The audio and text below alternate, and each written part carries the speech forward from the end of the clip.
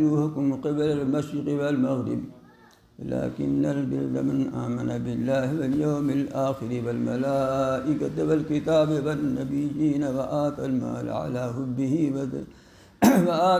على حبه ذوي القربى واليتامى والمساكين وابن السبيل والسائلين وفي الرقاب فأقام الصلاة وآتى الزكاة والموفون بعهدهم إذا عاهدوا والصابرين في البأساء والضراء وحين البأس أولئك الذين صدقوا وأولئك هم المتقون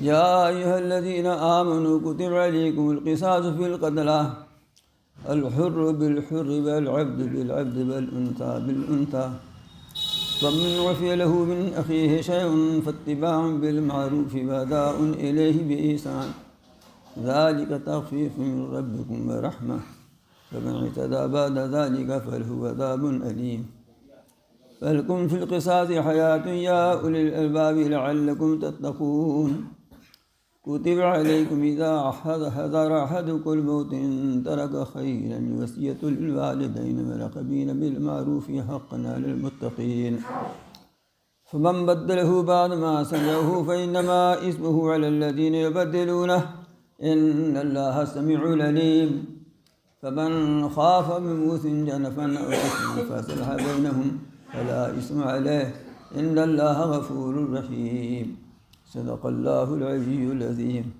وبلغ رسوله النبي الكريم ونحن على ذلك من الشاهدين والشاكرين.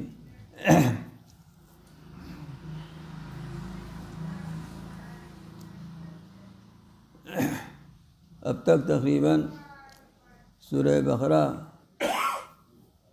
آدھی ہو چکی ہے. اب یہاں سے قریب آدھی ہے باقی. اس آدھی صورت میں زیادہ تر گفتگو مخالفین سے تھی. خطاب کا رخ زیادہ تر مشرکین و کفار سے تھا. کہیں بیچ میں اہل ایمان سے بھی خطاب ہو گیا تھا. اب یہاں سے رخ گفتگو کا زیادہ تر اہل ایمان سے ہے. کہیں بیچ میں ہو سکتا ہے کہ ضمنی طور پر کفار سے بھی خطاب ہو جائے.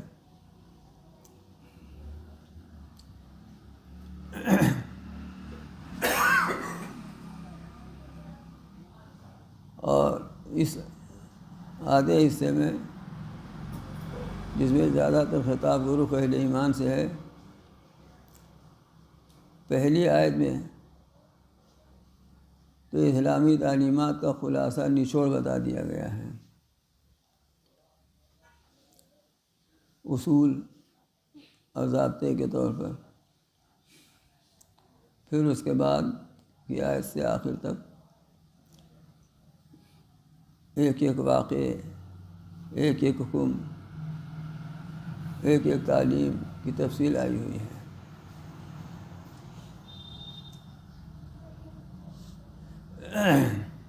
آپ پہلے سن چکے ہیں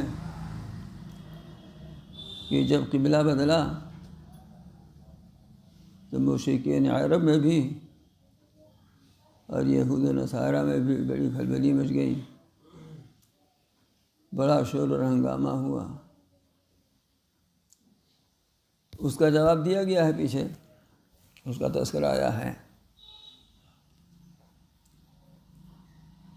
لیکن یہاں پر ایک دوسرے عنوان سے اس کا جواب بھی ہے،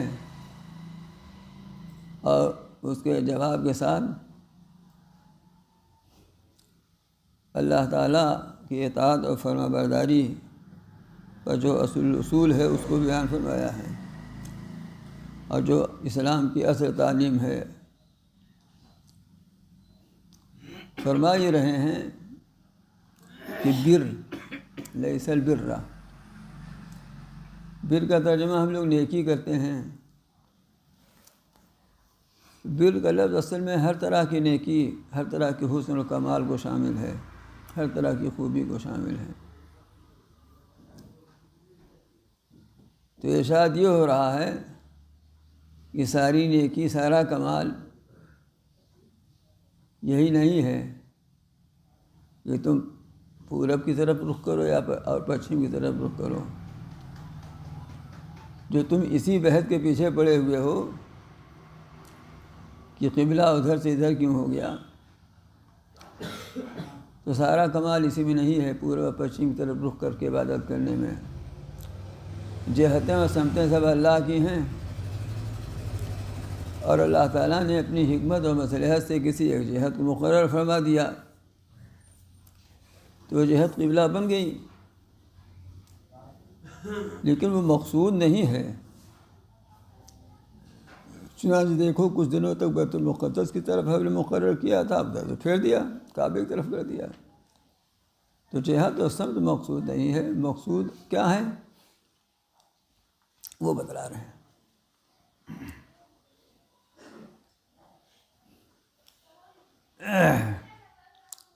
تعلیم یہ دی جا رہی ہے کہ مقصود کو دیکھو، مطلب کو دیکھو، مقصد کو دیکھو کہ اصل غرض اور اصل مقصد کیا ہے.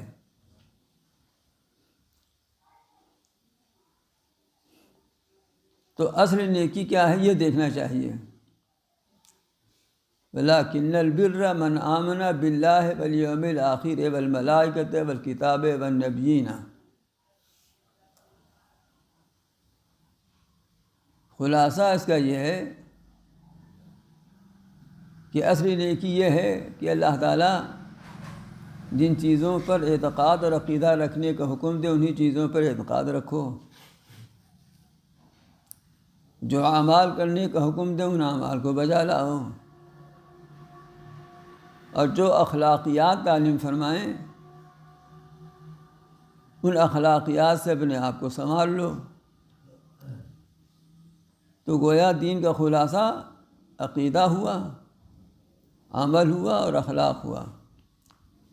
ان تین چیزوں کا مجموعہ دین اسلام ہے. کچھ تو عقائد ہیں کیونکہ وہی تو اساس ہے، بنیاد ہے. پھر کچھ اعمال ہیں جو ہاتھ پیر زبان جسم سے ادا کیے جاتے ہیں.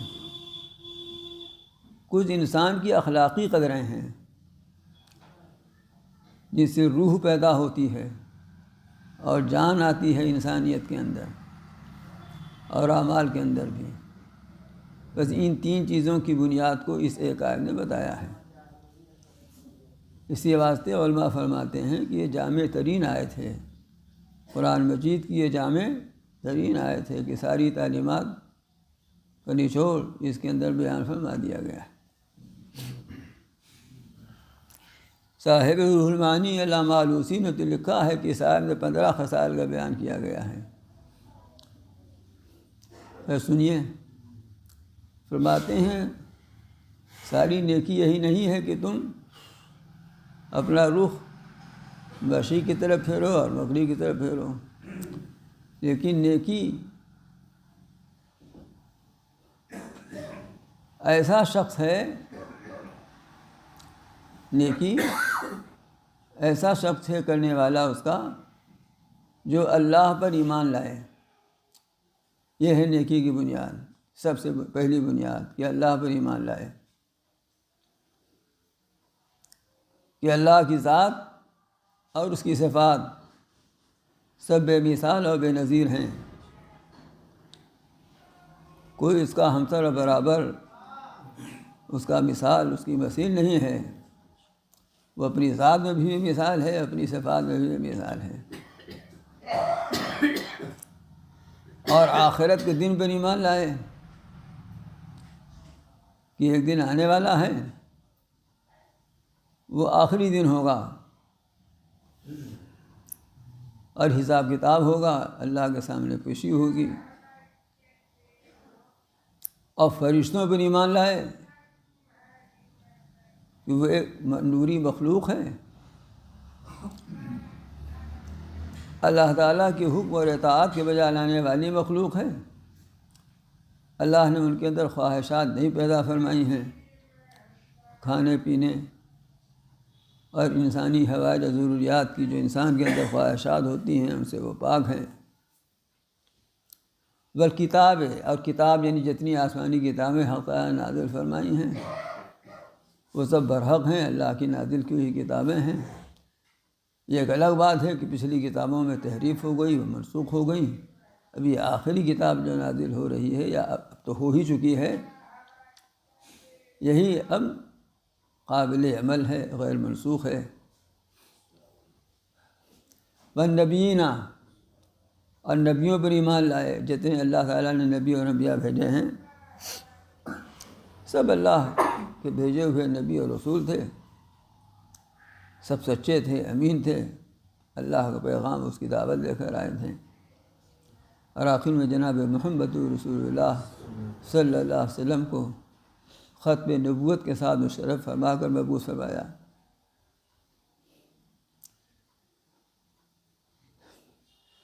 تو ایمان مفصل ہو گیا یہ، ہے نا۔ یہ تو ہو گئی عقیدے کی بات۔ ان چیزوں پر عقیدہ رکھنا اسی طرح ضروری ہے مسلمان ہونے کے لیے جس طرح ان پر عقیدہ صحابہ کرام نے رکھا ہے۔ آخرت کو اسی طرح ماننا ضروری ہے جس طرح صحابہ نے مانا ہے، اور فرشتوں کو اسی کیفیت کے ساتھ ماننا ضروری ہے جس طرح صحابہ نے مانا ہے۔ کوئی دوسری تفسیر کر دینا کہ فرشتوں سے مراد ایک روحانی ذوق ہے، ایک روحانی لطف ہے، تو یہ قرآن کی تحریف ہے۔ اسی طرح سے کتاب اور نبیوں کو ماننا۔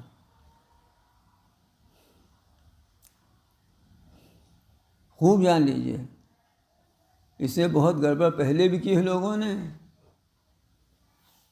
اور اب بھی کچھ لوگ گڑبڑ کرتے رہتے ہیں۔ دیکھیے اللہ تعالیٰ ہی کو تو سب مانتے ہیں نا، جتنے مشرکین کفار، ایسا تھوڑی ہے کہ کسی نے کسی شکل میں، کسی نے کسی نام سے تو اللہ تعالیٰ کو مانتے ہیں سب، لیکن پھر بھی اللہ کو ماننے والے نہیں ہیں وہ، اس لیے کہ اللہ تعالیٰ کو جس طرح ماننا چاہیے اس طرح نہیں مانتے وہ۔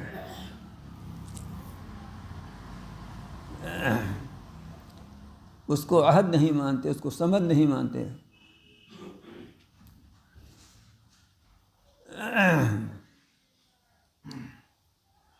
اور اس طرح نہیں مانتے کہ اس کا ہمسر، اس کا برابر کوئی نہیں ہے۔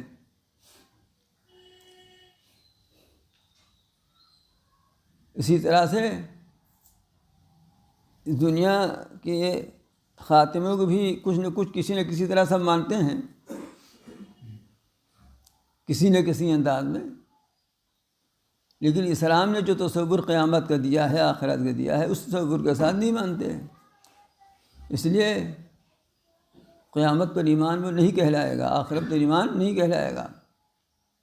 اسی طرح اگر فرشتوں کی حقیقت میں کسی نے تحریف کی ہے اور اپنی طرف سے منمانی کر کے اس کا مطلب بتایا ہے تو تحریف ہے اسلام میں، دین میں، وہ فرشتوں کو نہیں مانتا۔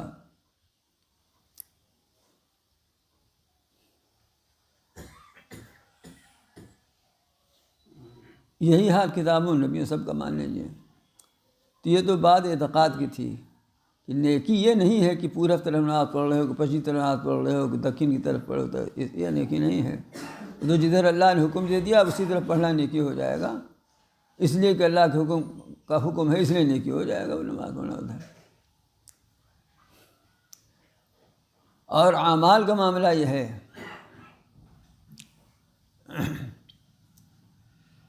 کہ عمل بھی اس کا اس طرح ہو کہ اپنا مال بھی اللہ کے راستے میں خرچ کرے اور اپنی جان بھی اللہ کے راستے میں خرچ کرے۔ وہ کس طرح کہ دے مال کو اس کی محبت میں رشتہ داروں کو اور یتیموں کو اور مسکینوں کو اور مسافر کو، مانگنے والے کو، اور گردن کے چھڑانے میں۔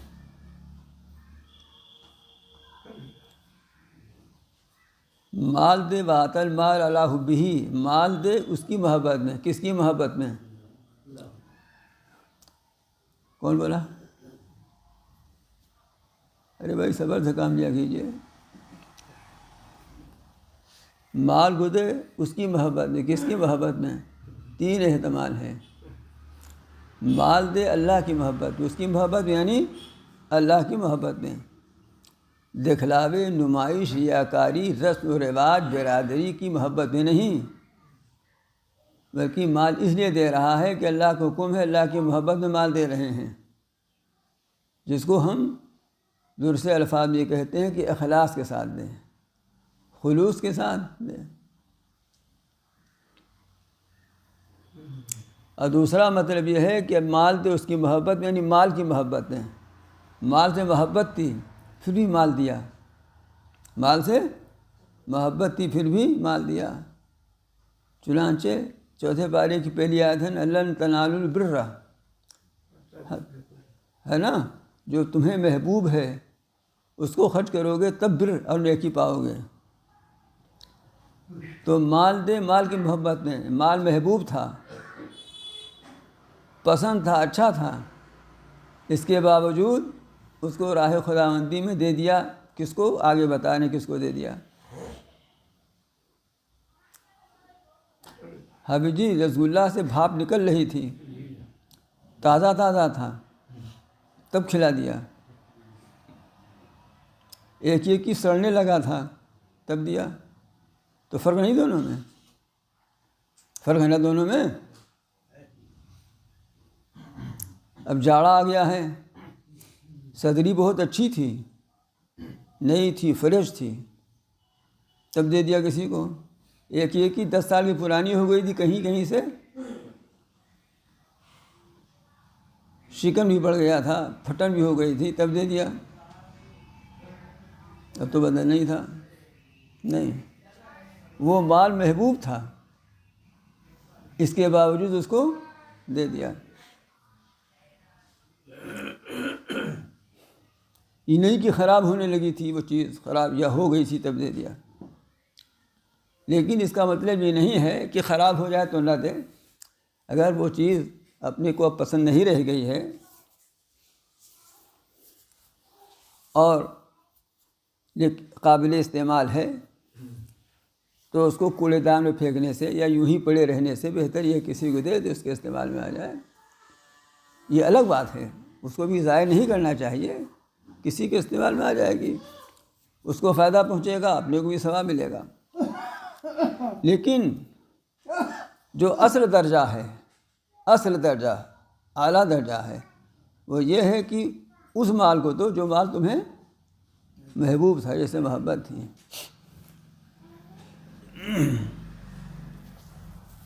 اس کو بھی دے دو، جو محبوب نہیں ہے وہ بھی دے دو، منع نہیں ہے، پھینکنے سے تو بہتر ہے۔ آج کل تو سفید کپڑا 2-4 دھلائی کے بعد ذرا کچھ پیلا پڑ جاتا ہے تو لوگ نہیں پہنتے۔ اب لوگوں کے پاس پیسہ ہو گیا ہے، جن کے پاس پیسہ ہے ان کے پاس فیشن تو ہو ہی گیا ہے۔ میں تو پہنتا ہوں بھائی، اس لیے کہ میں نے بچوں سے یہ سن رکھا ہے کہ کپڑا اس وقت نہ پھینکنا چاہیے جب تک پیوند نہ لگ جائے۔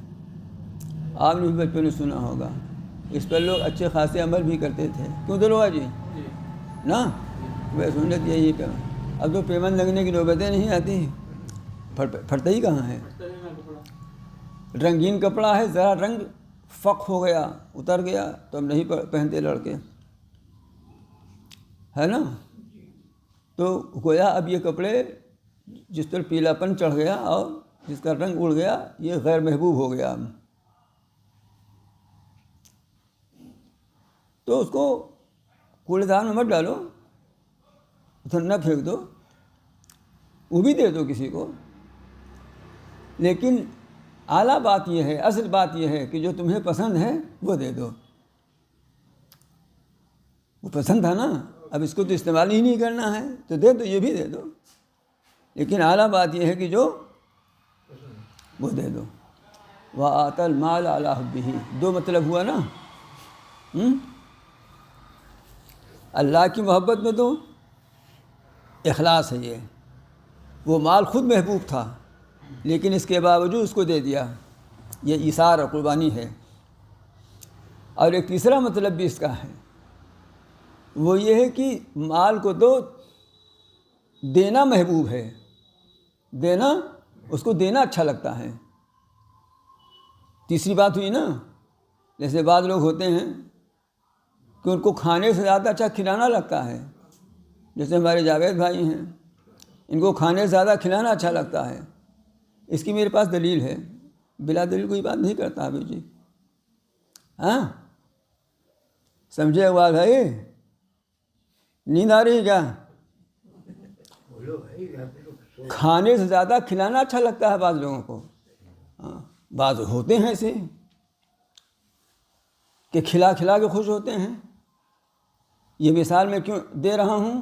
تاکہ یہ سمجھ میں آئے کہ جو یہ علماء نے یہ مطلب بتایا ہے کہ وہ دے مال کو، دینے کی محبت میں اس کو دینا ہی اچھا لگتا ہے، دینا محبوب ہے اس کو، ہے نا دونوں جی؟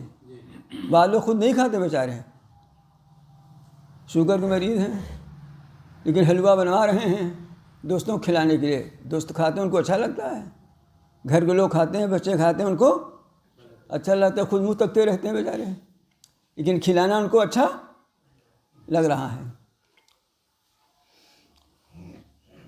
بعض علماء فرماتے ہیں کہ یہ 3 معنی اس میں احتمال ہے، تینوں معنی مراد ہو سکتے ہیں ایک ساتھ۔ اللہ تعالیٰ کا کلام تو معجزے والا کلام ہے نا، تو جب 3 احتمالات اس کے اندر ہیں تو تینوں وہ اللہ کے لیے دیتا ہے، اخلاص کے ساتھ دیتا ہے، اچھا مال دیتا ہے، اس کو دینا اچھا بھی لگتا ہے، یہ نہیں دینے کے بعد پچھتا رہا ہے، دینے کے بعد پچھتا رہا ہے، ایسا نہیں ہے۔ اور دیتا کس کو ہے؟ یہ بھی بہت نکتے کی بات ہے۔ سب سے پہلا نام جس کا ہے، جن کو دیا جاتا ہے ان میں رشتہ دار ہیں، ذوی القربیٰ رشتہ داروں کو۔ آپ خوب سمجھ لیجیے حافظ جی، دوست کو دینا اچھا لگتا ہے، رشتہ دار کو دینا بہت مشکل ہے، اس لیے کہ وہ لے کر کے بھی عیبیں نکالیں گے۔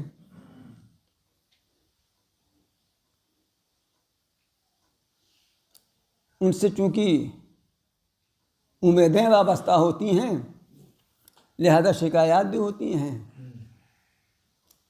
ایک شعر مجھے نہیں یاد آ رہا ہے لیکن اس کا مطلب بتاتا ہوں۔ ایک شاعر تھا اردو کا، پتہ نہیں ہے کہ نہیں، اس کے شعر کا مطلب یہ تھا کہ رشتہ دار جو ہیں گیلی لکڑی ہیں، نہ جنے تو دھواں دیں، اب جنے تو خیر جلوے کریں گے، ہے نا؟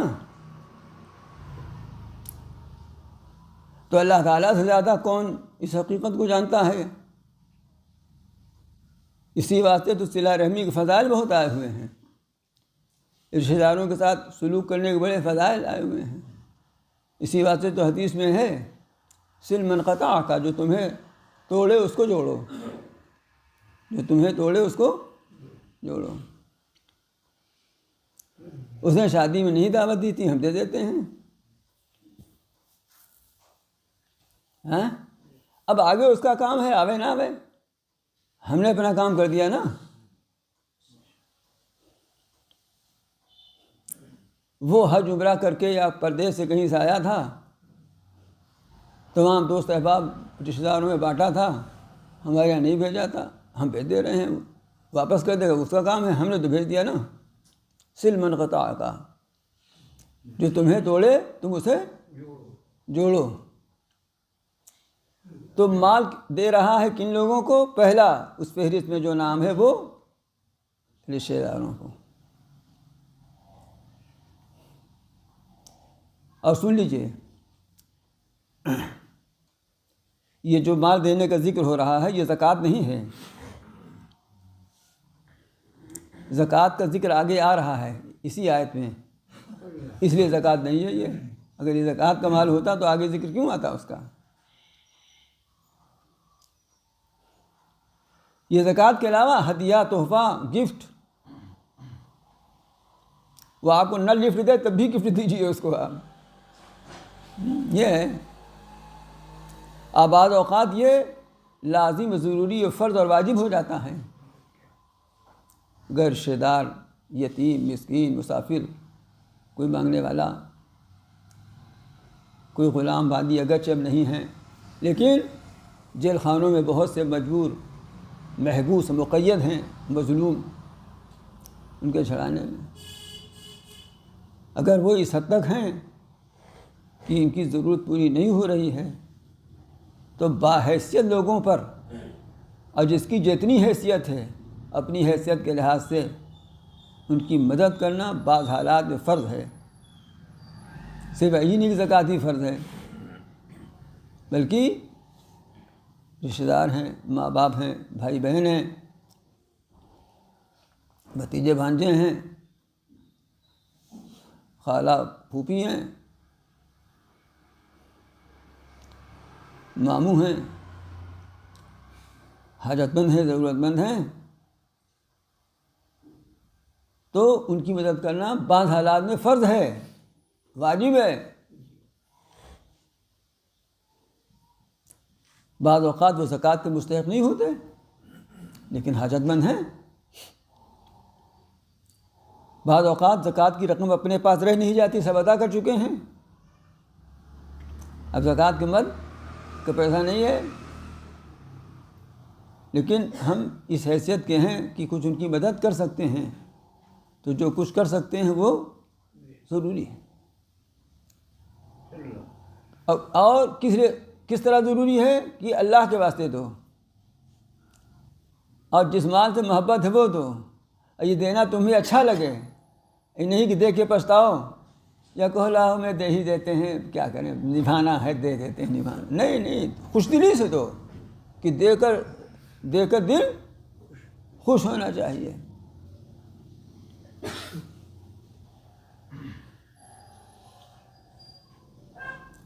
وَآتَى الْمَالَ عَلَى حُبِّهِ، اور مال کو اس کی محبت میں دے۔ میں اسی ہی ترجمہ کر رہا ہوں تاکہ تینوں مطلب سمجھ میں آ جائے نا، تینوں مطلب مراد دیے جا سکیں۔ اور یتیموں کو دو۔ یتیم اسے کہتے ہیں جو نابالغ ہو اور اس کے باپ کا انتقال ہو گیا ہو، ماں چاہے زندہ ہی ہو اور نابالغ ہو، اگر بالغ ہو جائے گا تو یتیم نہ رہے گا، ورنہ جتنے بڈھے بیٹے ہیں سب یتیم ہیں یہاں بھی۔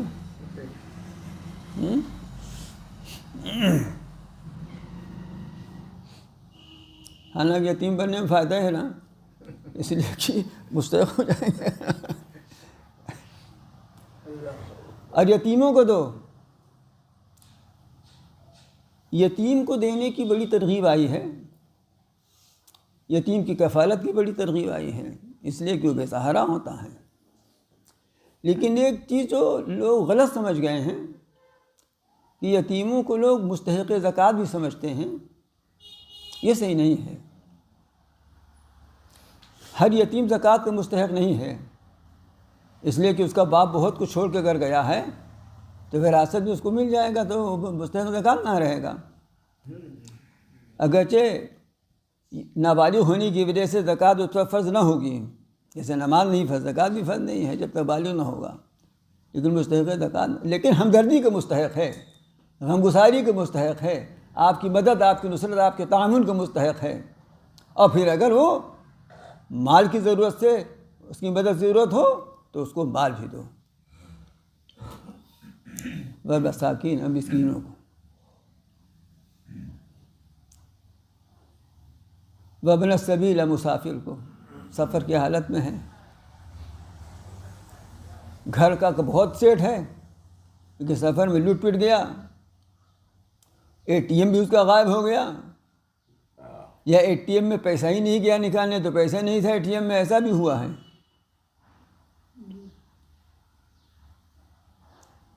تو اس کی بھی مدد کیجیے، اور یہ مدد کرنا اس کی ضروری ہے۔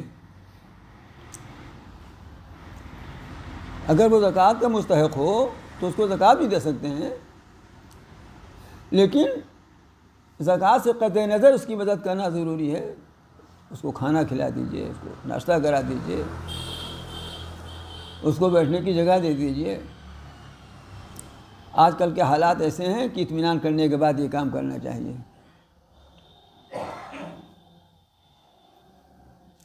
وَالسَّائِلِينَ، اور مانگنے والوں کو دیجیے۔ جب وہ ہاتھ پھیلا رہا ہے ہمارے سامنے تو بہت فراڈ کے شکار ہو چکے ہوں، فراڈیا بہت پھیل گئے ہوں تو الگ بات ہے، ورنہ جب کوئی ہاتھ پھیلا رہا ہمارے سامنے تو ہمیں یہ حکم نہیں ہے کہ اس کا ہم بینک بیلنس دیکھیں اور اس کا جیب ٹٹولیں کہ مستحق ہے کہ نہیں مستحق ہے۔ اس نے ہاتھ پھیلا رہا ہے تو ہے ضرورت مند۔ اب باقی اگر گناہ خواہ پھیلا رہا ہے تو اس کا معاملہ اللہ تعالیٰ کے ساتھ ہے۔ وَأَمَّا سَائِلَ فَلَا تَنْهَرْ، سائل کو جھڑکو مت۔ لیکن علماء فرماتے ہیں کہ پیشہ ور گداگروں کو نہ دینا چاہیے، اس سے پیشہ گری کے پیشے کو فروغ ملتا ہے، ترقی ہوتی ہے۔ ابھی کچھ دن پہلے ہمارے یہاں مسجد میں ایک ڈھیا گیا، وہ کچھ دن پہلے اور آیا تھا، اس سے پہلے یہ دوبارہ پھر آ گیا کہ ہماری بیوی بیمار ہے، ڈلیوری کا معاملہ ہے، یہ ہے وہ ہے۔ تو کچھ تھے لوگ بیٹھے، میں نے کہا ایسا ہے کہ چلے جائیں ان کے ساتھ، ان کی بیوی کو اسپتال داخل کرا دیجیے، دیکھیے یہ 1000-20,000 میں تو کام ہونا نہیں ہے، جو کچھ ہو سکے کہا جائے گا لوگوں سے۔ تو میں نے کہا نہیں، ہم تو وہیں لے جائیں گے، اپنے دور وہیں بتا رہا تھا، بہار میں۔ تو میں نے کہا ٹھیک ہے جائیے، اس کو ٹکٹ بنوا دیجیے۔ کہا نہیں، ہم کو پیسے چاہیے۔ تو چونکہ ہم لوگ جھیلتے رہتے ہیں، جھیل چکے ہیں، اس لیے کبھی کبھی یہ کر لیجیے، لیکن جب شبہ ہو اور واقعی شبہ کی کوئی بنیاد ہو، شبہ ہو، شبہ کی کوئی بنیاد ہو، انہی کے واقعی حاجت مند ہے، پڑوسی کا آدمی ہے، جانتے ہیں، لگ رہا ہے، تو نہیں، سائل ہے، جب سائل ہے تو سائل ہے۔ اگر وہ سواری پر سوار ہو کر بھی آیا ہے اور ہاتھ پھیلا رہا ہے تو دے دینا ہے ہمیں۔ وفی الرقاب، اور گردنوں میں، یہاں گردنوں میں آیا ہے، گردنوں کو نہیں آیا ہے۔ گردن سے مراد گردن والا، جس کی گردن ہوتی ہے، یعنی آدمی، غلام اور باندی۔ یہ غلام اور باندی کو چھڑانے کے لیے یہ ہوتا تھا کہ غلام نے، باندی نے اپنے آقا سے معاملہ کر لیا کہ اتنا پیسہ ہم سے لے لیجئے اور ہم کو آزاد کر دیجئے، لکھا پڑھی ہو گئی۔ ایسے غلام اور باندی کو مکاتب کہتے تھے کہ لکھا پڑھی ہو گئی۔ غلام اور باندی جو کچھ کمائیں ان کا نہیں ہے، اس لیے کہ خود ہی اپنے نہیں ہیں، کسی کے ملکیت میں ہیں، تو جو کمائیں گے وہ بھی اسی کی ملکیت میں ہو جائے گا۔ لیکن ایسا غلام جس نے اپنے آقا سے معاملہ کر لیا ہو، تو اب وہ جو کمائے گا وہ اس کا ہوگا، تاکہ وہ اپنے آقا کو دے کر اپنی گردن چھڑا سکے۔ تو ایسے غلاموں کی مدد کر دو چھڑانے میں۔ یا مکاتب نہیں بھی ہے، یوں ہی کسی کو غلام ہے کوئی، اس کے مالک سے خرید کے اس کو آزاد کر دیا، جیسا صدیق اکبر رضی اللہ تعالیٰ عنہ نے کتنے غلاموں کو آزاد کیا، حضرت بلال کو تو انہی نے آزاد کیا نا، خرید کر کے۔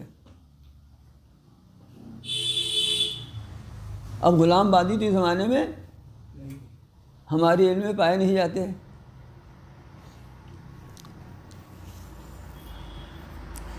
لیکن احادیث سے اور دوسری نصوص سے قیدیوں اور مظلوموں کی چھڑانے کے بھی فضائل ثابت ہیں۔ یہ تو وہی ہے کہ بہت سے مظلوموں کی ایک بڑی تعداد ہے جو جیلوں میں بند ہے بلا کسی ثبوت کے، تو ان کے چھڑانے میں بھی کوشش کرنا، جو جس استعداد کا ہو، جو قانون داں ہیں وہ اپنے علم اور ہنر سے، جو صاحب مال ہیں وہ اپنے مال سے، اپنی صلاحیتوں سے، اپنی کوششوں سے ان کے چھڑانے کی کوشش کرنا۔ اس راستے میں مال خرچ کرنے کی ضرورت ہو تو مال خرچ کرنا، ان کو چھڑانے کے لیے پوری کوشش کرنا۔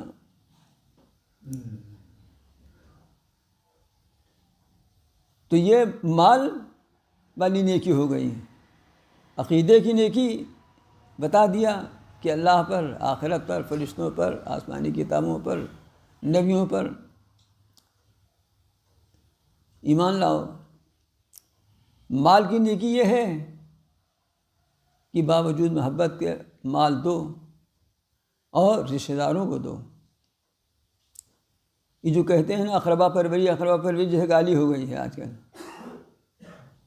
بعض اجلے صحابہ پر بعض لوگوں نے الزام لگایا ہے، حالانکہ انہوں نے جو اقربا پروری کا ان پر الزام ہے غلط ہے۔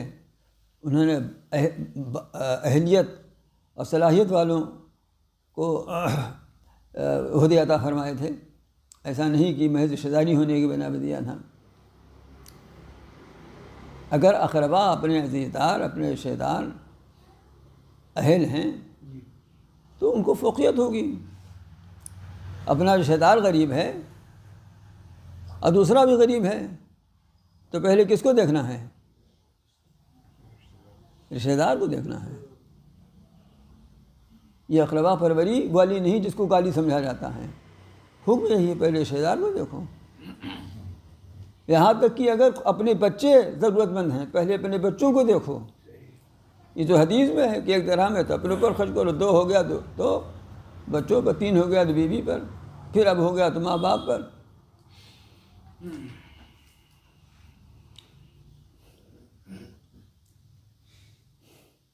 اور یتیموں کو، مسکینوں کو، مسافر کو اور مانگنے والے کو اور مظلومین کے چھڑانے میں، یہ مالی نیکی ہو گئی۔ اب عبادت والی نیکی، عبادت والی نیکی میں 2 حصے ہو گئے یہاں بھی، ایک بدنی اور جسمانی عبادت اور ایک مالی عبادت۔ وَأَقَامَ الصَّلَاةَ، اور نماز قائم کرے۔ نماز پڑھنے کا قرآن مجید میں ذکر نہیں ہے، جہاں آیا ہے نماز قائم کرنے کا ذکر ہے۔ وَآتَ الزَّکَاةَ، اور زکوٰۃ دے۔ اسی میں نے کہا تھا کہ وہاں جو اوپر مال خرچ کرنے کا تذکرہ ہے وہ زکوٰۃ کے علاوہ ہے۔ زکوٰۃ کو تو الگ سے پھر اسی آیت میں بیان کر رہے ہیں نا، اسی آیت میں زکوٰۃ کو الگ سے پھر بیان کر رہے ہیں۔ اور زکوٰۃ دے، زکوٰۃ دینے کا مطلب یہ ہے کہ جیسے نماز قائم کرنے کا مطلب یہ ہے کہ نماز کا پابند ہو، گھنٹے دار نمازی نہ ہو کہ موقع ہوا تو پڑھ لیا، نمازیوں کو مجمع میں پھنس گئے تو پڑھ لیا، نہیں تو نہیں پڑھا۔ اور نماز کے سنن، مستحبات اور آداب کی رعایت کرتے ہوئے پڑھے۔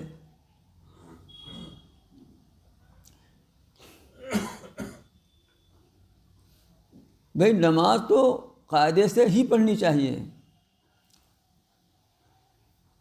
وہ چلتا پھرتا معاملہ نہیں ہونا چاہیے کہ لو سفر میں ہیں تو ناشتہ نہیں مل رہا ہے تو کھڑے کھڑے 5 روپیہ کا دال موٹ خرید کے کھا لیا، کام چلا لیا۔ نہیں، نماز کا اہتمام ہونا چاہیے۔ وَخُذُوا زِینَتَکُمْ عِندَ کُلِّ،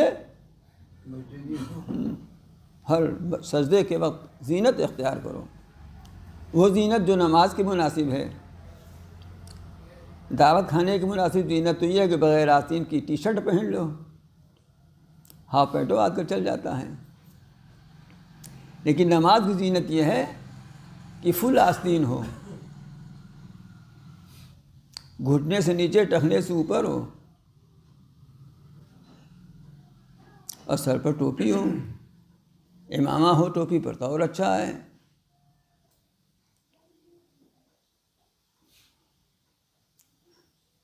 تو نماز قائم کرنے کا مطلب یہ ہے کہ نماز کا پابند ہو اور سنن مستحبات کی رعایت کرتے ہوئے ہو۔ تو آتا زکوٰۃ کا بھی مطلب یہ ہے کہ زکوٰۃ کا دینے والا اس طرح ہو کہ زکوٰۃ حساب کتاب کر کے پابندی کے ساتھ دیتا ہو، یہ نہیں کہ جتنا چاہا دے دیا اور نہ چاہا نہیں دیا۔ اب 2 سفیر آ گئے رمضان میں تو دے ہی دیا، میں دو اچھا قسمت میں ہے، اچھا زکوٰۃ میں لکھ لیجیے۔ ہاں، اس کا مطلب زکوٰۃ کی اہمیت نہیں سمجھتے ہیں۔ یہ تو اپنے ساتھ بھی ہوتا رہتا ہے، بعض دفعہ لوگ دیتے ہیں پیسہ تو پوچھا کہ کس مند میں لکھیں؟ کہیں گے جی چاہے جس میں لکھ لیجیے. پھر کچھ سوچا کہ اچھا زکوٰۃ میں لکھ لیجیے. تو جاوید بھائی جانتے ہیں اس کا کیا مطلب ہے؟ اس کا مطلب یہ کہ زکوٰۃ کا حساب نہیں رکھتے. اگر زکوٰۃ کا حساب رکھتے تو یہ ہوتا نا کہ اتنا ہم دے چکے ہیں اتنا باقی ہے، تو پہلے اس سے عہدہ برا ہو جائیں. تو جس طرح سے وہ گنڈے دار نمازی ہے ویسے ہی گنڈے دار زکاتی بھی ہیں. آپ نے نمازی سنا ہوگا، زکاتی نہیں سنا ہوگا نا؟ ہاں آپ سن لیجئے، یہاں آنے کا فائدہ کچھ تو ہونا چاہیے نا. جیسے حضرت حکیم الامت مولانا دھانی رحمۃ اللہ علیہ. اب حافظ جی آپ کی برکت سے بول لے رہا ہوں. میں نے دیکھے آج لیٹ آیا ہوں، بج گیا تھا 9:15، اب میں نے سمجھا 8:45 بجا ہے. وہ تو عارف اللہ بھی 9:15 بجے دیر ہی میں آئے ہیں. اگر ہم کچھ طبیعت ایسی تھی، آج کچھ ٹھنڈک زیادہ تھی فجر میں، تو جاتے ہی جاتے حال خراب ہو گیا. آتے آتے عجیب حال رہا.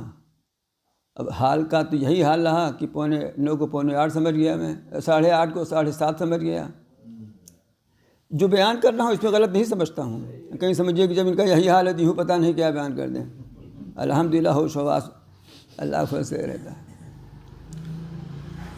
تو جو کچھ بیان ہو جائے غنیمت جانیے. کیا کہہ رہا تھا میں؟ حضرت تھانوی رحمۃ اللہ علیہ سفر میں تھے. ہمارے اکابر تو سادہ رہتے تھے، ایسے ہی کرتا پاجامہ میں، ایبا چوغا صافہ وغیرہ رہتا نہیں تھا کہ سمجھ میں آئے کونوں حضرت ہیں یہ. پہلے یہ بھی نہیں تھا کہ 2-4 خادموں رہیں. امن کا زمانہ بھی تھا، اب تو اکیلے سفر کرنا ٹھیک بھی نہیں ہے. تو ایک صاحب تھے، انہوں نے پوچھا کہ حضرت بات چیت ہونے لگی، حضرت نے پوچھا آپ کا نام کیا ہے؟ تو انہوں نے کہا حاجی فلاں صاحب. اب نام بتایا ہوگا کچھ، ان کا حاجی فلاں صاحب. جب آپ انہوں نے پوچھا آپ کا نام کیا ہے تو فرمایا نمازی اشرف علی. تو پوچھو گے کہ نمازی اشرف علی کیا چیز ہے؟ کہیں کیا ہے؟ تو حضرت نے فرمایا آپ نے کئی حج کیا؟ کہنے ایک. کہا آپ نے زندگی میں 1 حج کیا تو حاجی ہو گئے. میں روزانہ 5 دفعہ نماز پڑھتا ہوں تو نمازی نہیں ہوا.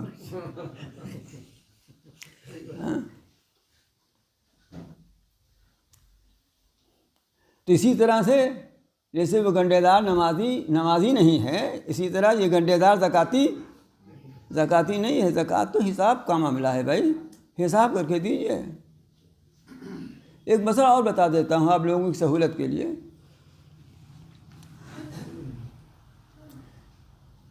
مثلاً آپ پہلی رمضان کو زکوٰۃ نکالتے ہیں، حساب کرتے ہیں. اب آپ کو پیسہ زیادہ نکالنا ہے تو بعض اوقات آدمی کو دقت ہوتی. بہتر تو یہی ہے کہ سب فوراً نکال کے پہنچا دو مستحقین کو، یہ تو اعلیٰ درجہ ہی ہے. لیکن بعض اوقات لوگوں کو 2 طرح کی دقت ہوتی ہے. ایک دقت یہ ہوتی ہے کہ اس وقت اتنا دینے میں دشواری ہے، اور بھی اخراجات ہیں، اتنا ایک بیک وقت اتنا روپیہ دینا مشکل ہے.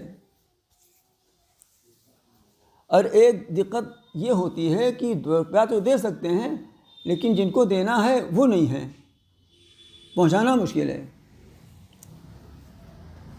تو یہ تو اپنے اختیار میں نہیں ہے، لیکن وہ تو اختیار کی چیز تھی نا، لیکن اب دشواری ہے. تو یہ ضروری نہیں ہے کہ آپ اسی وقت نکال ہی جائیے ورنہ قضا ہو جائے گی. نماز کی طرح زکوٰۃ قضا نہیں ہوتی، تھوڑا تھوڑا کر کے دے دیجیے، لیکن دیجیے، حساب کر کے ادا کیجیے. بیک وقت نہیں دے سکتے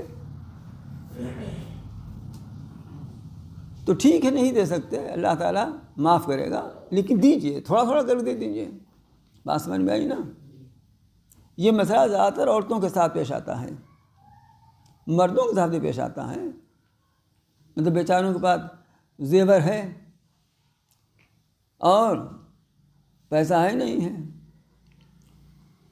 تو یہ نہ کرنے کی زکوٰۃ ہی نہ دیں، نہیں اکٹھا تھوڑا تھوڑا کر کے دے دیں، لیکن دھیرے دھیرے کر کے ادا کر دینا چاہیے. حساب تو اسی وقت کر لینا چاہیے کہ مثلا ہمیں 10,000 زکوٰۃ نکالنی ہے، 5,000 حساب کر کے نوٹ کر لیا. اگر اسی وقت ہو گیا دینے کو تو فبہا، اور اگر نہیں ہوا تو تو تھوڑا تھوڑا کرتے نوٹ کرتے جاؤ اور سال آنے سے پہلے کوشش کر کے ادا کر دینا چاہیے۔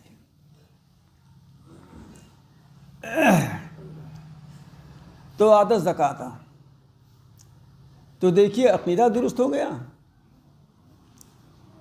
مال سے مدد کرنا حاجت مندوں کی، اس کی تعلیم ہو گئی۔ پھر ساری جسمانی عبادتوں کا جو اصل رسول نماز ہے اس کا ذکر آ گیا، اور مالی عبادتوں کا اصل رسول جو زکوٰۃ ہے اس کا بیان ہو گیا۔ اب اخلاقیات کا بیان ہے، آپ کے اخلاق کیسے ہوں، آپ کی اخلاقی قدریں کیسی ہوں۔ اس اخلاقی قدر میں جو سب سے پہلی چیز بیان کی جا رہی ہے وہ یہ ہے کہ جو وعدہ کرو اسے نبھاؤ، جو وعدہ کرو۔ ایک بہت پرانا گانا ہے حافظ جی، جو وعدہ کیا ہے نا،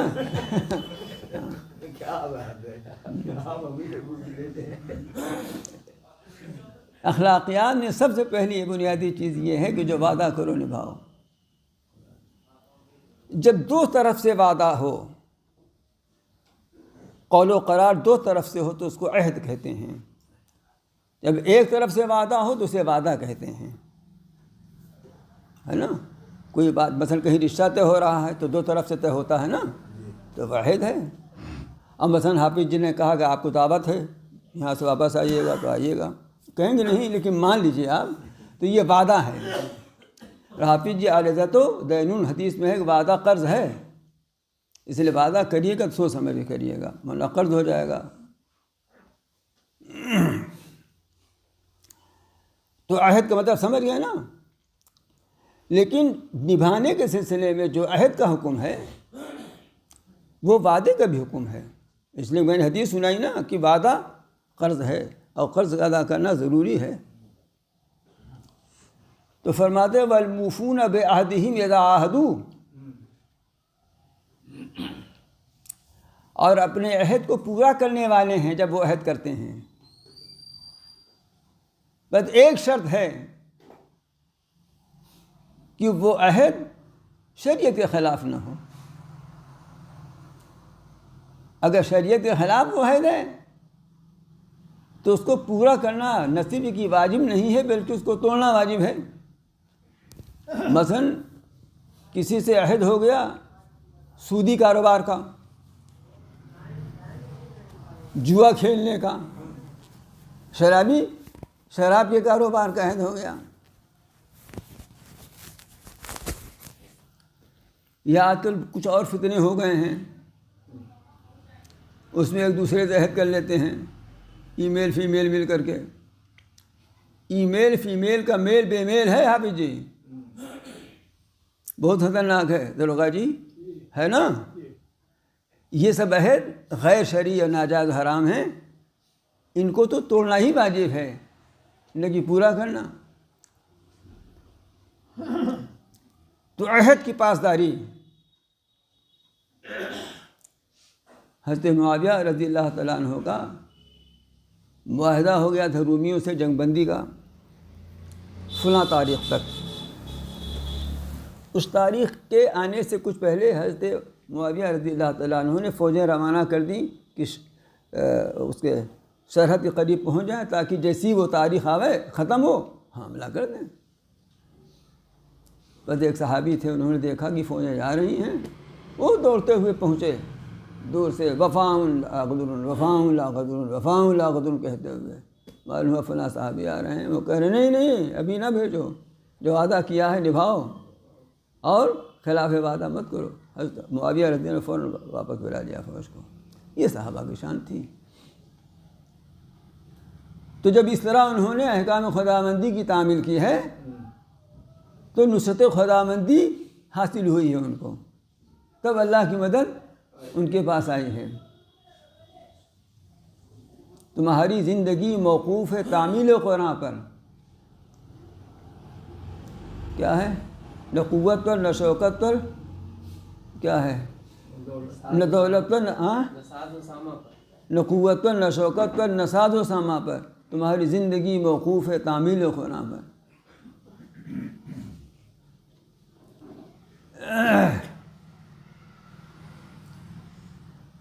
تو جو کچھ عہد ہو گیا ہو گیا، بس خلاف شریعت اس کے اندر کوئی شرط نہ پائی جائے۔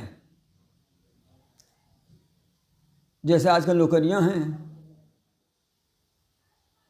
یا کالجوں میں، یونیورسٹیوں میں، مدرسوں میں داخلے ہیں، اس میں جو فارم بھرا جاتا ہے وہ بھی ایگریمنٹ ہے۔ ایگریمنٹ انگریزی میں ہے اور عہد اردو اور عربی میں ہے۔ ان شرائط میں اگر کوئی شرط خلاف شریعت ہے تو دستخط نہیں کرنا چاہیے تھا، اور اگر دستخط کر دیا ہے تو اس کو پورا کرنا ضروری نہیں ہے، اس کو تو توڑ دینا ضروری ہے۔ تو اخلاقیات میں سب سے پہلی بات کیا ہے؟ وفائے عہد، اور سب سے بنیادی بات صبر ہے۔ اس لیے کہ وفائے عہد پورا کرنا بھی بغیر صبر کے انجام نہیں پا سکتا۔ اس لیے دوسری صفت جو بیان فرما رہے ہیں، وَالصَّابِرِينَ فِي الْبَأْسَاءِ وَالضَّرَّاءِ وَحِينَ الْبَأْسِ، اور صبر کرنے والے یعنی استقامت کا مظاہرہ کرنے والے، مستقل مزاجی کے ساتھ رہنے والے، ڈٹ جانے والے، یہ صفت ان کی۔ کہاں پر؟ فی البأساء، تنگ دستی میں۔ تنگ دستی ہے، مصیبت ہے، پریشانی ہے، تو پریشانی سے، مصیبت سے گھبرا کر کے وہ خلاف شریعت کام نہیں کرنے لگے کہ لاؤ بھائی تنگ دستی، فقیری، محتاج، کیا کریں، لا ڈھولے بجا کے کمائی کر لیں، کچھ فراڈے کر کے کچھ کر لیں۔ نہیں، ان کی نظر تو خیر الرازقین پر ہے، وہ تنگ دستی میں بھی صبر کرتے ہیں، جس طرح سے صحابہ نے کر کے دکھا دیا ہے، ہمارے بزرگوں نے کر کے دکھا دیا ہے۔ ایسا نہیں ہے کہ ان کی نقل کرنے والوں سے اب بھی دنیا خالی ہو گئی ہو، اب بھی ہے، کم ہیں۔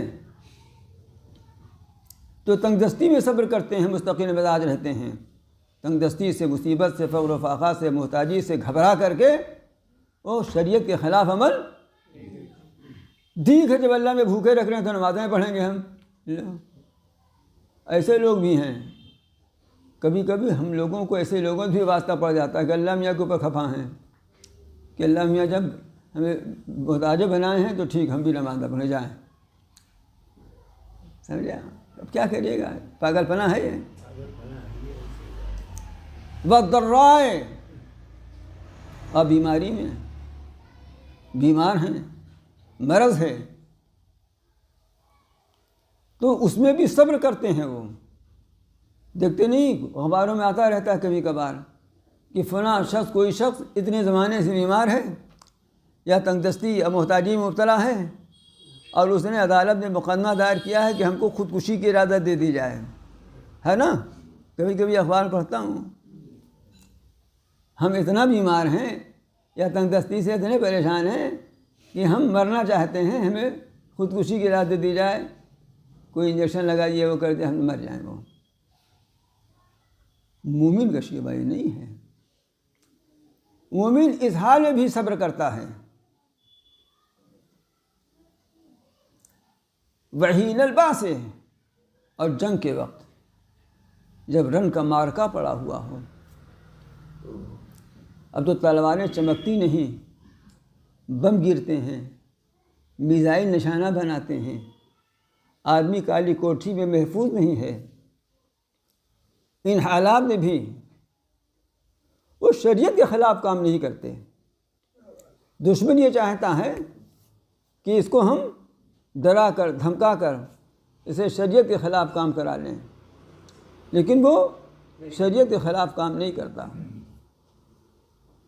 وہ شریعت کے حکم پر ڈٹا رہتا ہے۔ اس کا نام ہے صبر۔ کیا نام ہے اس کا؟ اور صبر وہ چیز ہے جس کے نتیجے میں اللہ کی مدد نازل ہوتی ہے، اللہ کی معیت، اللہ کا ساتھ نصیب ہوتا ہے۔ پیچھے آپ سن چکے ہیں، وَبَشِّرِ الصَّابِرِينَ الَّذِينَ اِذَا أَصَابَتْهُمْ مُصِیبَہ، یہ پیچھے گزر گئی نا، الَّذِينَ اِذَا أَصَابَتْهُمْ مُصِیبَہ قَالُوا إِنَّا لِلَّهِ وَإِنَّا إِلَیہِ راجعون۔ صبر کرنے والوں کو اللہ میاں کہہ رہے ہیں کہ بشارت سنا دیجئے، خوشخبری سنا دیجئے، اور ان کے لیے تمغہ عطا فرمایا جا رہا ہے کہ علیہم صلوات من ربی رحمہ، ہم تو ان پر رحمتوں کی بارش برسا دیتے ہیں، لیکن یہ بارش اسی وقت برسے گی جب ہم امتحان میں پورے اتریں گے۔ یہی 3 موقع ہیں، آدمی یا تو محتاجی سے پریشان ہو جاتا ہے، غربت سے پریشان ہو جاتا ہے، اور میں کیا بتلاؤں آپ سے، آدمی اپنی تنگ دستی، اپنے فاقہ سے تو کم پریشان ہوتا ہے، لیکن اس فقر اور محتاجی کی وجہ سے جو آس پاس کے لوگوں کا طعنہ سنتا ہے اس سے زیادہ پریشان ہوتا ہے۔ آس پاس اور رشتہ داروں کے طعنے سے اس کو بھوک سے زیادہ تکلیف ہوتی ہے۔ یہ موقع ہے مستقل مزاجی کا، یہ موقع ہے بارگاہ خداوندی میں صبر کا نذرانہ پیش کرنے کا۔ اور پھر بیماری ہے، میں نے ایسے لوگوں کو بھی دیکھا ہے، میں نے خود دیکھا ایسے لوگوں کو کہ سخت بیماری مبتلا ہیں، لیکن جب بھی ملنے گئے پوچھا حضرت کیا حال، کہیں الحمدللہ، مسکرا کہہ دیا الحمدللہ۔ لیکن اس کا مطلب نہیں کوئی اس طرح نہ کہے تو اس کا سمجھے بزرگ نہیں ہے، اس لیے کہ ہر گلیلا رنگ و بوئے دیگر است، بیلا کی خوشبو اور ہے، گلاب کی مہک اور ہے، چمیلی کی مہک اور ہے، ہر پھول کا رنگ اور اس کی خوشبو الگ الگ ہے۔ تو میں نے شاید سنایا ہوگا کہ ایک بزرگ تو یہی کرتے تھے، دوسرے بزرگ کراتے رہتے تھے۔ کسی نے کرانے والے سے پوچھا جا کر کے کہ صاحب وہ تو الحمدللہ کہتے ہیں، آپ تو ہائے ہائے کرتے رہتے ہیں، تو کہنے کہ بھائی وہ اللہ میاں سے پہلوانی دکھاتے ہیں، جب اللہ ہم نے درد دیا ہے تو میں کرا رہا ہوں، پہلوانی کیسے دکھاؤں؟ ہر ایک کا رنگ الگ ہے، لیکن دل ہر ایک کا صابر ہے، دل ہر ایک کا صابر بھی ہے اور فیصلے خداوندی پر راضی بھی ہے، تب یہ صفت پیدا ہوتی ہے۔ یہ کراہنے میں بھی اللہ سے راضی ہیں، یہ کراہنے میں بھی اللہ تعالیٰ سے راضی ہیں۔ تو والصابرین فی الباساء والضراء وحین الباس، اور جنگ کے وقت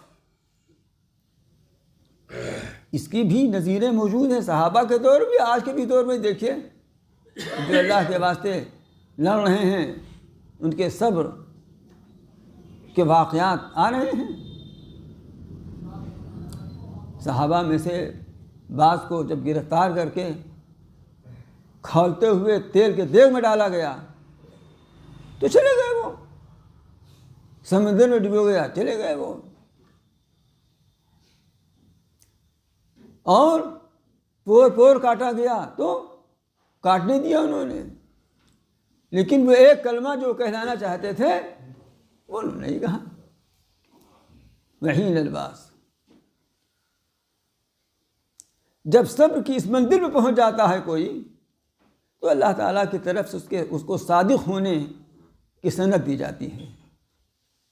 یہ سچا مومن ہے، یہ سچا مومن ہے۔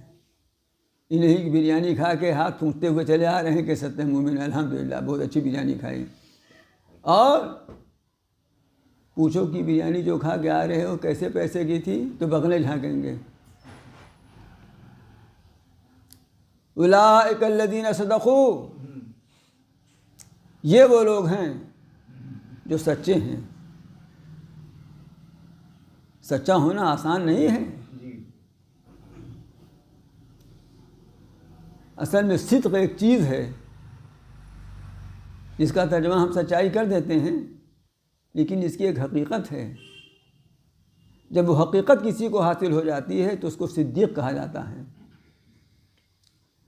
اور اس حقیقت کو میں اس لیے نہیں بیان کر سکتا کہ میرے اندر وہ صلاحیت و صلاحیت نہیں ہے.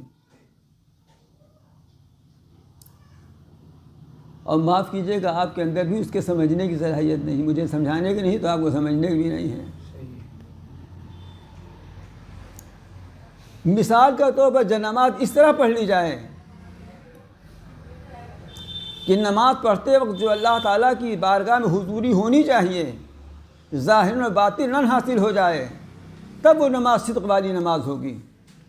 ورنہ مفتی صاحب والی نماز ہو جائے گی، صادقین والی نماز نہیں ہوگی. اسی طرح سے تمام معاملات میں زکوٰۃ کو لے لیجئے، حج کو لے لیجئے، ہمارے روزمرہ کے جو معاملات ہوتے ہیں باہمی ان کو لے لیجئے. ہر معاملات میں جب عمل کے کمال کا یہ درجہ ہو جائے تب وہ درجہ صدق کہلاتا ہے. ورنہ فتویٰ کی روح سے درست ہوگا وہ،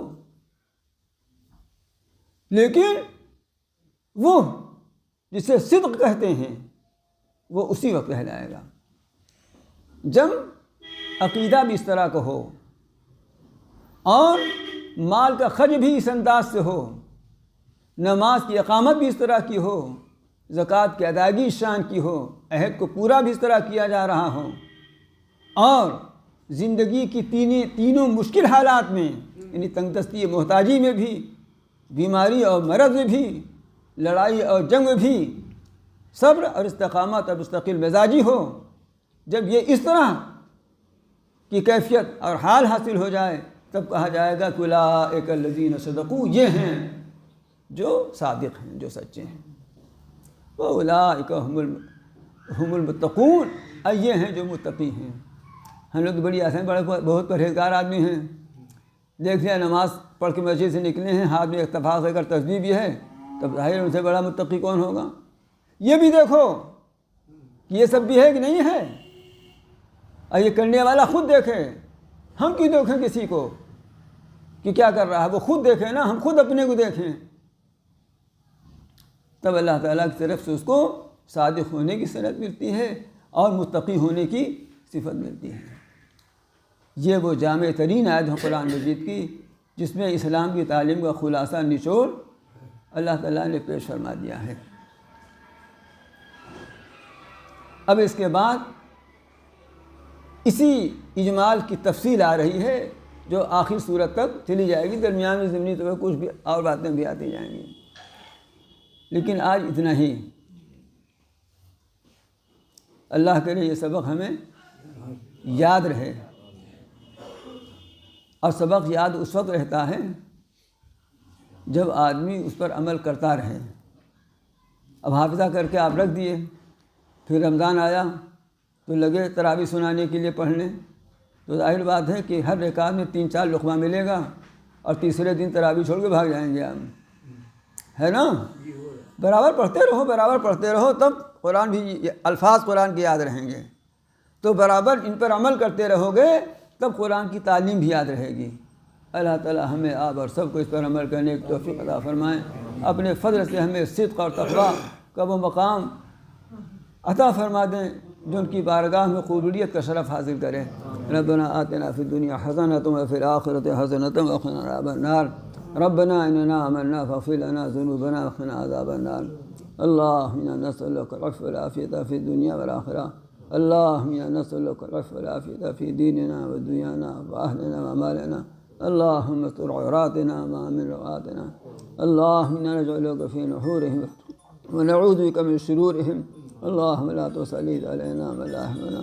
اللهم ارزقنا من فضلك ولا تحملنا ببابنا فيما رزقنا واجعل غناءنا في أنفسنا واجعل رغبتنا فيما عندك. اللهم زدنا ولا تنقصنا وأكرمنا ولا تهنا وعاتنا ولا تحرمنا وآثرنا ولا توصل علينا وأرزنا وزلنا. اللهم لا تدع لنا ذنبا إلا غفرته ولا هما إلا فرجته ولا دينا إلا قضيته ولا حاجة من هوائج الدنيا والآخرة إلا قضيتها يا أرحم الراحمين. اللهم افتح لنا أبواب رحمتك وسهل لنا أبواب رزقك. اللهم حسن عاقبتنا في الأمور كلها وأجرنا من خزي الدنيا وعذاب الآخرة. اللهم اعنا على ذكرك وشكرك وحسن عبادتك. يا حي يا قيوم برحمتك نستغيث أصلح لنا شأننا كله يا حي يا قيوم برحمتك نستغيث أصلح لنا شأننا كله يا الله يا رحمن يا رحيم يا كريم يا غفور رحيم يا ذا الجلال والإكرام يا حي يا قيوم برحمتك نستغيث أصلح لنا شأننا كله ربنا تقبل منا إنك أنت السميع العليم صلى الله تعالى على خير خلقه محمد وآله وصحبه أجمعين برحمتك يا أرحم الراحمين آمين يا رب العالمين.